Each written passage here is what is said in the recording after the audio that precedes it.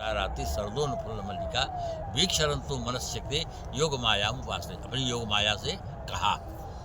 और जब गोस्वामी जी ने लिखना शुरू किया तो भकार से शुरू किया। धूप बाग बर देखियो जाई, तह बसंत ऋतु रही लोहाई, लागे बिचब मनोहर नाना, बरन बरन बर बेल बिताना, नौ पल्लव फल सुमन सुहाए, निसंपत सुररूख ल जाए। यहाँ से सारा तो भकार से वहाँ भकार से, भकार माने जल तत्व है। ब्रह्म क्या है? जल तत्व है। परमात्मा, इसके तीन स्वरूप हैं। परमात्मा निराकार है, परमात्मा निराकार है, परमात्मा नराकार है। अवसर आने पर मनुष्य धारण करता है और जल बन करके लोगों को सुख शांति प्रदान करता है, वो ब्रह्म ही है। जैसे एक जगह दोहा आता है सरोवर में कि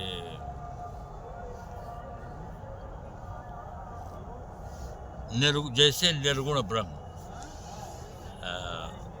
कमल के पत्तों से जल इस तरीके से आच्छादित है और शीतल है, सुशोभित है, सुगंधित है परागकण के कारण, इसलिए कि वो चारों तरफ से छाया हुआ, धूप उस पर नहीं लगा, उसकी शीतलता बनी हुई है।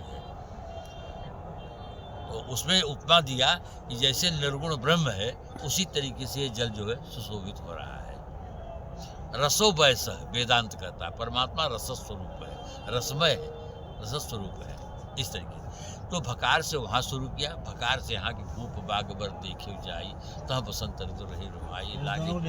हाँ, दोनों को। इतना नहीं, भागवत का सबसे फेमस श्लोक है, व्यास लोग जो अच्छे व्यास हैं, जो बिल्कुल पहुँचे हैं, फकीर हैं, वो जब उस श्लोक की वर्णन करते हैं उनके आंखों से आंसू गिरता है। बाहु प्रसार परिरम्भ करार नेमिष तना लभन नख नखाग्र पादे, छिलवा बिलोक हंसते भुज सुंदरी नाम। इस श्लोक का वर्णन करना जन साधारण के सामने चूतिया बनना होगा। भगवान गोपियों के स्तन पर पैर रख करके और बाहों से अच्छी तरीके से भर करके स्तन के अग्रभाग को अपने उंगलियों से दबाते हुए लोगों को सुख प्रदान करते हुए आगे बढ़ते चले जाते। अब ये क्या है? ये केवल काम को परास्त करने के लिए, काम को हराने के लिए माने सारे उपायों को कर डाला, काम कुछ भी बिगाड़ नहीं सका। अपने 5 बाणों को छोड़ा फिर भी कुछ नहीं बिगड़ा, अच्युत के अच्युत ही रहे केशव।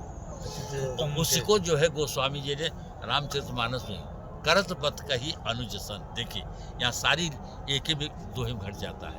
करत बत कही अनुज सन, सिय मुख रूप लुभान, करत बत कही अनुज सन, सिय मुख रूप लुभान, करई मधुप इव पान।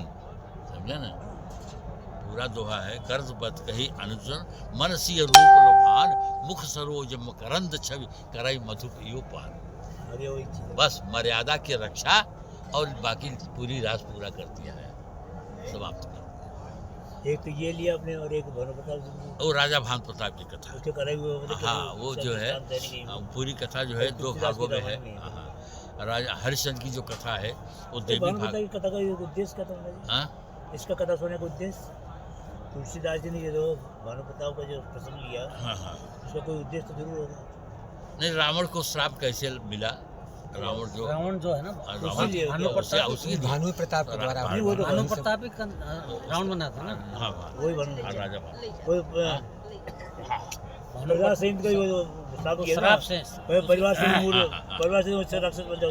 कौन सा ऋषि था ना? अब ये कथा 2 भागों, ये कथा 2 भाग में इसलिए है कि देवी भागवत के 8वें स्कंध में राजा हरिश्चंद्र की कथा है।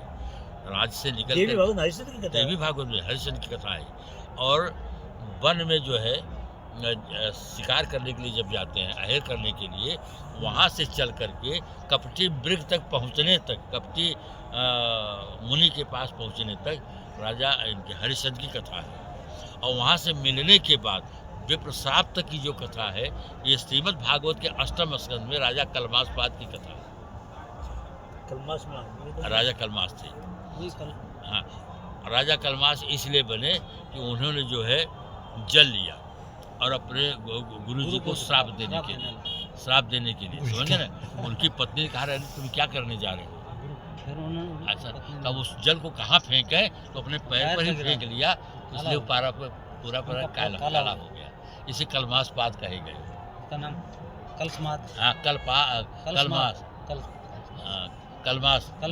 कलमास राजा, कलमासपात।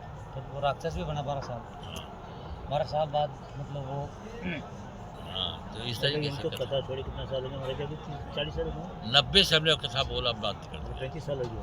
35 साल से कथा बोलना और बंद। अभी पूरा तो वैसे बहुत मेरे गुरु जी ने जब कहा कि तुमने बहुत सुनाया लेकिन सुना नहीं, अब तुम सुनो तब देखो क्या कथा मिलता है।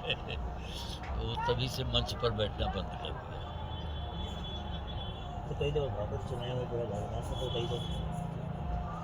हाँ, यहीं से परिचय है इनका, इसी से यहीं से 2019 से 71 से परिचय है। इस मेले में मुझे इस साल 70 साल पूरे होने जा रहे हैं। माघ स्नान का कल्पवास तो नहीं जानता मैं, पूजा पाठ नहीं जानता, धर्म कर्म नहीं जानता, कुछ नहीं। सेवा मैंने किया साथ में रह करके। पहले मेरी दादी रहती, फिर माँ रहती थी, माता पिता एक साथ रहते थे, फिर पत्नी मेरे साथ रही और 90 तक मेरी पत्नी 92 तक मेरे साथ रही। उसके बाद अब वो घर रहने लगी, तब मैं स्वतंत्र रहने लगा। उसी समय मेरा ये संस्था भी बन गया, मेरे मामा ने बना दिया। तब से आज तक अभी मेरा प्रयाग छूटा नहीं है कभी। और न घर में कोई ऐसी दिक्कत आई कि मेला छोड़ करके मुझे भागना पड़ा, ऐसा नहीं। उस मेले का जो है, इतने दिन के मेले का जो मुझे फल मिला, पुण्य मिला। लोग जब कहीं तीर्थ में जाते हैं तो संत दर्शन करने के लिए ढूंढते हैं, चलो संत दर्शन कर आए, संत से मिल आए। लेकिन मेरे इतने दिन मेले में रहने से जब कहा हमसे वकील साहब कि आपके बगल में एक ऐसे महात्मा आ रहे हैं कि आप मेले में ढूंढेंगे, ऐसा संत आपको मिलेगा नहीं। हमने कहा कि भैया सब साधन कर सफल सुहावा, लखन राम सिय दर्शन पावा, थे फल कर पर दरस तुम्हारा, सहित प्रयाग सुभाग हमारा।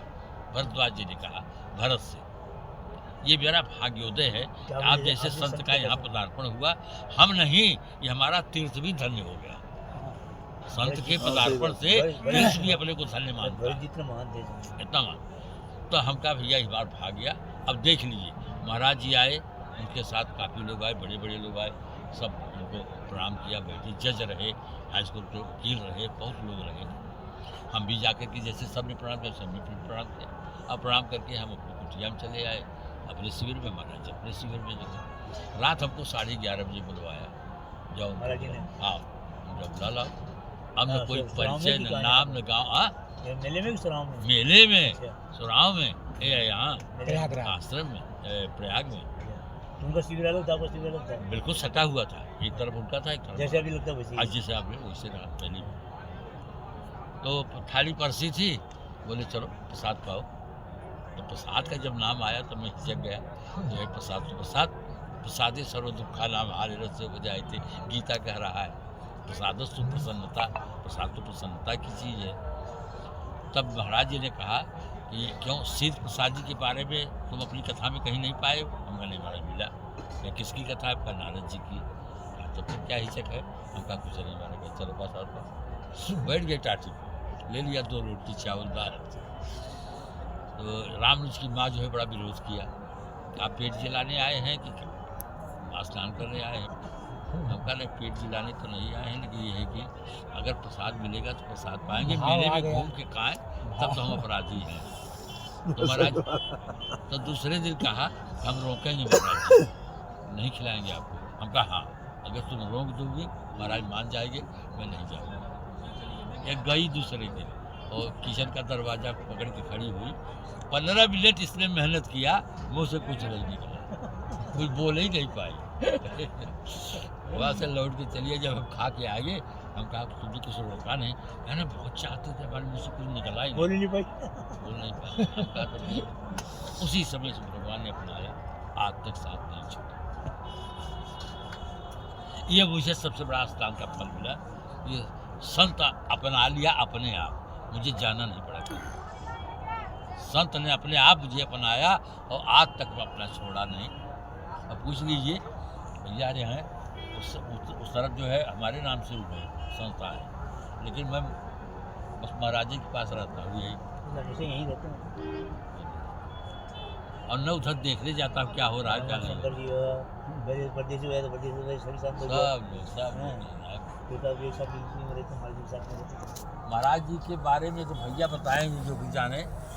ये सब तो बचपन से लगे हुए, लगभग 8 साल के रहे हैं तब से महाराज जी के साथ। रमाशंकर भैया और क्या आज के हैं ये? बचपन से? बचपन से हरिशंकर। अरे आप तो ये- बहुत बाद में हैं।